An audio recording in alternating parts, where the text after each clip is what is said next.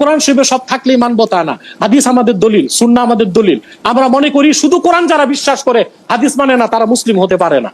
যেমন আপনাকে একটা দৃষ্টান্ত দিলাম, আমি 5 ওয়াক্ত নামাজের কথা আল্লাহ কোরআন শরীফে বলেছেন, কিন্তু কোন নামাজ কয় রাকাত এটা কোরআন শরীফের কোথাও নাই। এটা হাদিস থেকে আমরা পেয়েছি, সুন্নাহ থেকে আমরা পেয়েছি। জায়গায় 8 ওয়াক্ত নামাজের কথা নাই যে আপনি এটারে 5 ওয়াক্ত বানাইছেন। কোরআনে আছে, আপনি মাইরো না, এখানে আপনি মানলেন, তাহলে বিপরীতে গেলেন না। এটাও নাই যে কোরআনে এটাও নাই যে মুরতাদকে মাইরো না। মাইরো যদি বলতো তাহলে বলতো যে মারো, এটা তো বলে নাই। আরে বাবা, আপনি আয়াত নাম্বার দেখান, মাইরো না কোথায় আছে?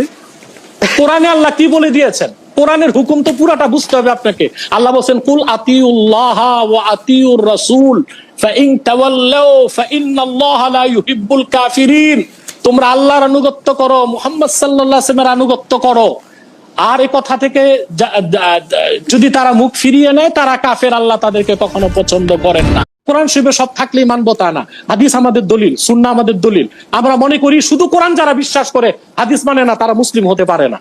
যেমন আপনাকে একটা দৃষ্টান্ত দিলাম, আমি 5 ওয়াক্ত নামাজের কথা আল্লাহ কোরআন শরীফে বলেছেন, কিন্তু কোন নামাজ কয় রাকাত এটা কোরআন শরীফের কোথাও নাই। এটা হাদিস থেকে আমরা পেয়েছি, সুন্নাহ থেকে আমরা পেয়েছি। জায়গায় 8 ওয়াক্ত নামাজের কথা নাই যে আপনি এটারে 5 ওয়াক্ত বানাইছেন। কোরআনে আছে, আপনি মাইরো না, এখানে আপনি মানলেন, তাহলে বিপরীতে গেলেন না। এটাও নাই যে কোরআনে এটাও নাই যে মুরতাদকে মাইরো না। মাইরো যদি বলতো তাহলে বলতো যে মারো, এটা তো বলে নাই। আরে বাবা, আপনি আয়াত নাম্বার দেখান, মাইরো না কোথায় আছে?